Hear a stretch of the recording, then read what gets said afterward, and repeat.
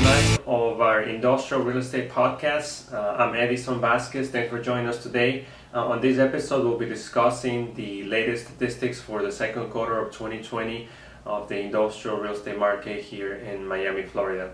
The more curious statistics that we saw this quarter is that we crossed an important mark in the inventory of industrial space. For the first time ever, we saw the inventory, that's the total space of industrial or warehouse space in Miami, cross 250 million square feet, so a quarter of a billion square feet of total space. So that's very impressive on the growth it's had over the last decade. I remember when I started 10 years ago, it was about 225, 228 million square feet. So to reach that 250 million square feet of industrial space is really impressive, and it shows the strength of the market here in Miami. Without further delay, we'll go over the statistics. We'll give you the larger leases, largest sales in the market, and we'll give you an overview of our feature listing, and then we'll give you our take on what we're seeing on the effects of this COVID-19 on the industrial real estate. So vacancy rate, if you follow me on the screen, the vacancy rate for industrial space in this quarter was increased from the last quarter. It went up to 5.3% versus 4.7% for the first quarter. The average lease rate for industrial space was $12.55 per square foot industrial gross versus $12.53 on the first quarter. So similar lease rates. The vacancy rate increased a little bit as new deliveries of new space, some subleases that came on the market, so it increased the total available space, but still a very, very low vacancy rate, as a lot of spaces are not functional, they're overpriced. So in reality, there's a lot less vacant space than this actually shows. On for sale prices, we saw an average sale price of $155 per square foot compared to $154 per square foot in the first quarter. So again, very similar rate, not much difference in the average sale prices. There were still transactions happening during this quarter, both for sale and lease. Over the last 12 months, we saw a sale volume of about $1.7 billion of industrial space being traded. A lot of portfolios or investment funds selling to each other, and also users buying in spaces for themselves. So those were counted in the second quarter of 2020. We'll give you what were the largest leases for this quarter. So we'll go to CoStar and give you, there were two actually that Amazon leased space, one for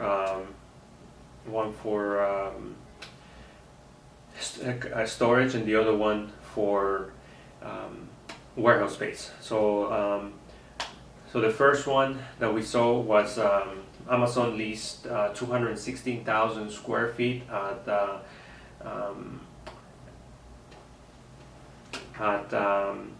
Beacon Lakes. Is a development west of the Turnpike. That lease was for 216,000 square feet.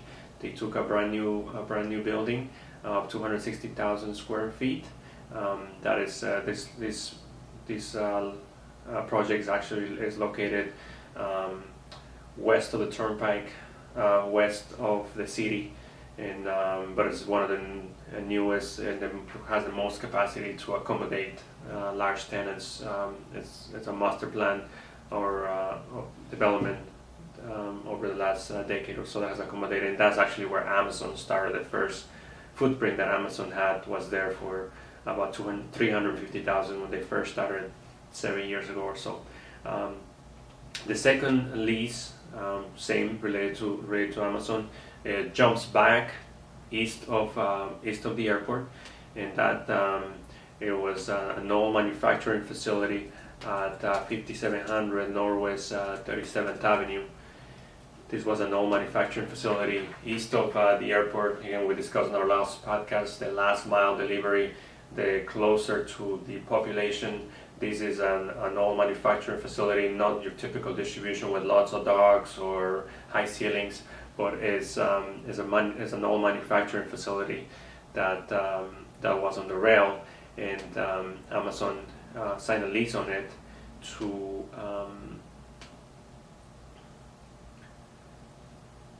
for a different project that I'm not sure what the project is, but it's definitely not your typical distribution facility where you have 100, 200 docks with high ceilings. So this will be a very unique facility, but it meets the criteria that we discussed last week, last mile. This is a site that is in the middle of an old manufacturing center, but it has a phenomenal location that services and reaches millions of people within 10-15 minutes of this location. So it meets the criteria for Amazon and the e-commerce growth. The next lease was a Caterpillar, actually, same sign during this COVID-19. They took 115,000 square feet at one of the newer developments in the North Miami area, the Eastview Commerce Center. It's a master plan development by Panattoni. They took 115,000 square feet in this park. This development in particular used to be a golf course, actually Westview, and it was renamed as Eastview Commerce Center by the developer Panattoni. A great project. We've toured with a couple of our tenants in there. Great project, great landlord, solid, and again, it also meets the criteria of the last mile delivery, where it's very close to the population. It's east of the airport, and easy access to the major highways, I-95, I-75, and you see very close to this park there's a lot of food distributions, which they love to be close to the rail and close to the main highways.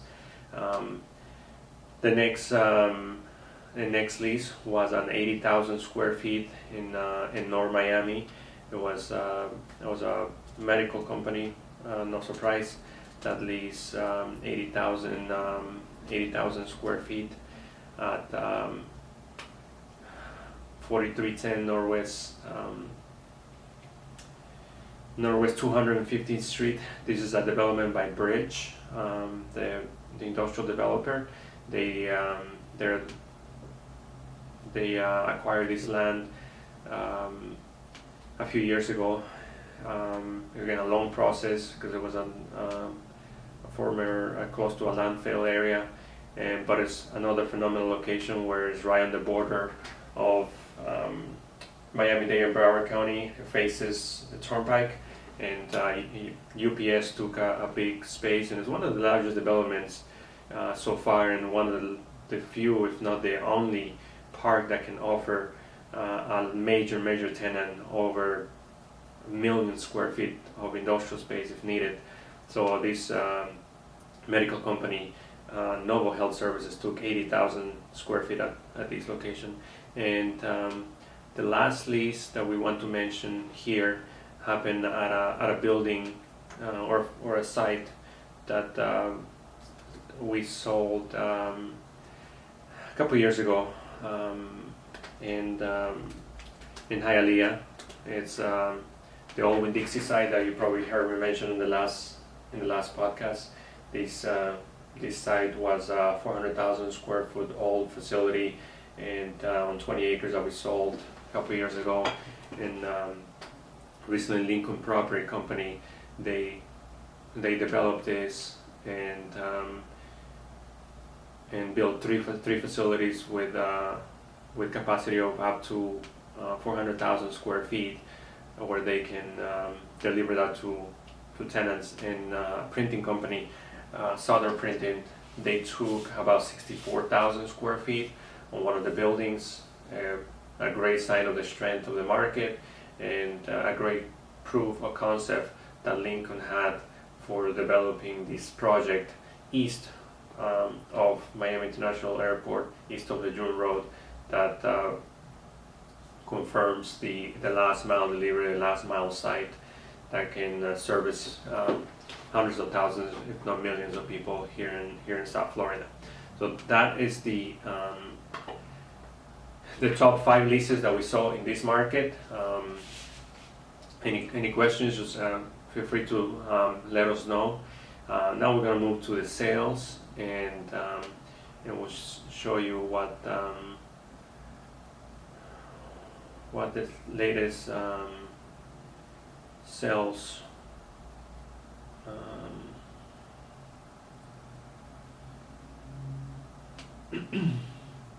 sorry about that. So we're going to go over the top sales. One of our sales was actually one of our office that we sold, that we recently sold. It was the refrigerated facility that we sold to Real Term, and they are it was a facility that was a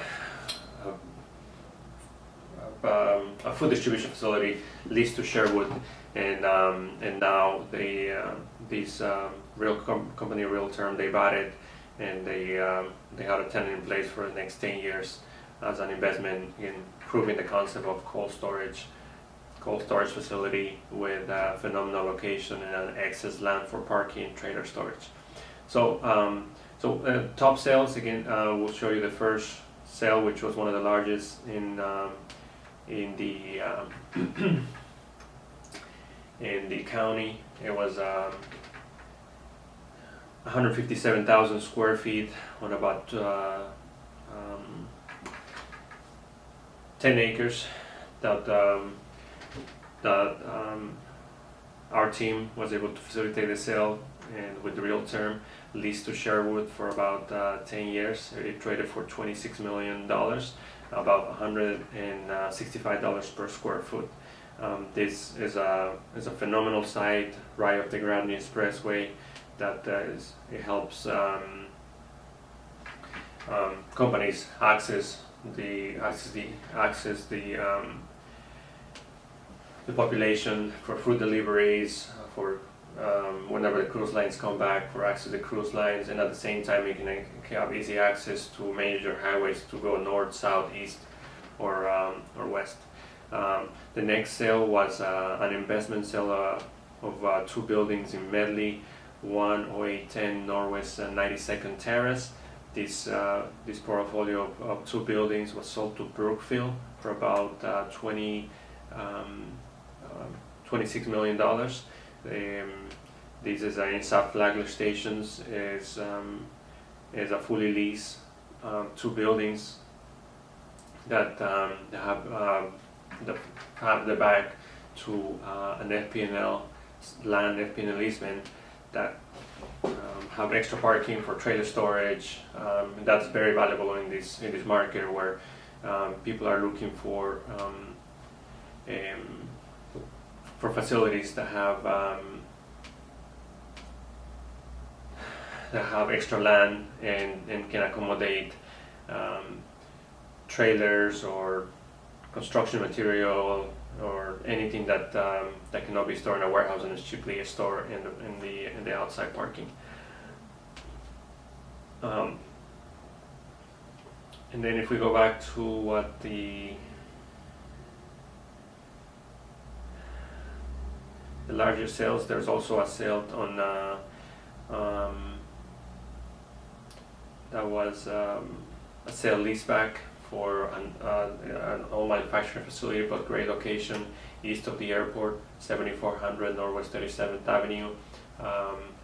Ramsteel, they sold their building, 106,000 square feet for $7.5 million, $71 a square foot. It was a sale leaseback.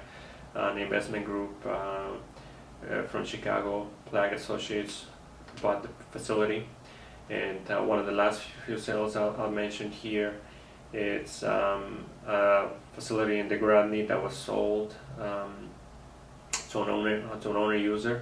Great facility with rail access and extra land, also very valuable in this market. It was 107 00 Northwest 36th Avenue. It was 121,000 square feet, all manufacturing facility with rail access and extra land. That one traded for about $13 million, which is $107 square foot. Very solid number, and very unique building, hard to find in this area with that extra parking and the rail. So those are the top sales and leases in this market. Again, very active market. We saw activity continue during this crisis, even though there were stay-at-home orders. There was still activity for sale or lease, and we saw activity in the market, buyers getting out there, making offers. Of course, everything's a lag, so whatever was closed or signed during this past quarter was signed in the previous quarter. So this next quarter will be crucial to see how the activity is, how the leases and sales come up, so we can see the real effects of the COVID-19 into the industrial real estate. I just want to mention, during this quarter we also got one of our buildings. We got our 106,000 square feet facility here in Miami. It's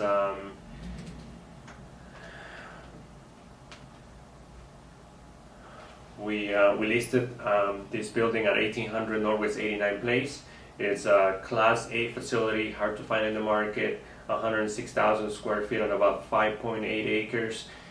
It was originally a flower distribution company, still a refrigerated building occupied by a logistics company that specializes on perishables.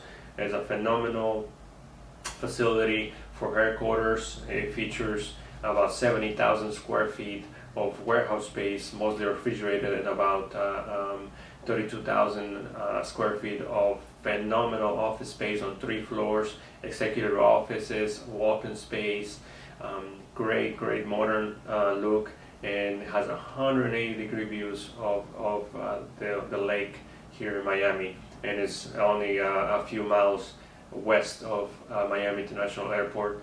Plenty of loading doors, parking space, 207 parking spaces, and backup generator for the entire refrigerated space. So in South Florida we have hurricanes during the summer, so it's important to have that backup generator that will power the warehouse and will keep the perishables items fresh during any downturns of electricity. So this building is available for sale or lease. You can visit doralbuilding.com for information and to look at the pictures. And we also have a virtual tours and video. We'd love to see you taking a look at the building, and you can contact us for any information or any tours. And lastly, before we go, I want to just give our take on what the effects of COVID-19 has been on the industrial real estate. You may have seen our videos over the last couple of months giving you a continuous update. It seems so far the industrial real estate has been the least affected by this pandemic. We're currently in July, and we are seeing an uptick in cases in Florida in general. Although deaths have remained low, the overall cases have increased. So hopefully we can keep it under control in the next few months. But in general, the industrial real estate has been the least affected so far by this crisis. There's still demand for warehouse space. There's still leases available. There's still contract being signed, negotiations. There's demand for space. Businesses on the industrial space were able to remain open, which is important as they can generate revenue. Investment funds continue to look at assets of industrial space, and even more, Wall Street has noticed industrial as a safe haven, and you can probably see it on the stocks for Prologis or First Industrial or Duke Realty, who have large concentration of industrial space and dominate that market, continue to raise to all-time highs, whereas REITs for office space or retail have continued to move down lower. Again, the next 3 months, maybe 6 months, are crucial to determine the real effects of this pandemic in the industrial real estate market. So we hope to see a continuous growth or maybe a leveling off, but no one knows, and we'll see in the next 3-6 months what this pandemic did to the industrial real estate. And last thing, as we always do on our podcast, we give you an industrial tip. Hopefully this helps facilitate deals or negotiate deals, and just giving you our experience that we see on our daily negotiations. So in this case, the industrial tip is for buyers. If you are in a competitive market and are looking at deals and you want to be different and differentiate yourself and try to get your offer ahead, consider offering a delayed closing if that helps the seller. And there's sometimes the seller are not in a hurry to move, or need to locate another space, or need to find a replacement for a 1031 exchange, or have business commitments that cannot be met in such short time. So consider being flexible and allowing the seller to either lease back the property for short term or delay closing for a couple months, or depends on the time of the seller. So be accommodating with the seller, and that will get you in front of other offers, and will almost give you more certainty of getting that deal. So delay closing is a good strategy to be ahead of the other buyers and prove that you're really interested and you want to help the seller. And who knows, maybe the seller will give you a lower price for offering that option, where other buyers might not be able to offer that option of delaying closing or being flexible and leasing back the property. So that's another tip. You can always visit our website, warehousesmarket.com, for more tips, more information, market statistics, and of course our listings. We have warehouses from 5,000 square feet all the way to over 100,000 square feet in South Florida. You can follow me in Instagram at Edison Industrial, in Twitter at Edison CRE, and on LinkedIn you can look me for Edison Vasquez or Vasquez Edison, and you'll see my profile. You can check our posts, a daily post for updates on industrial space here in South Florida. Hope this helps. Thanks for following us, and we'll see you next time. Take care.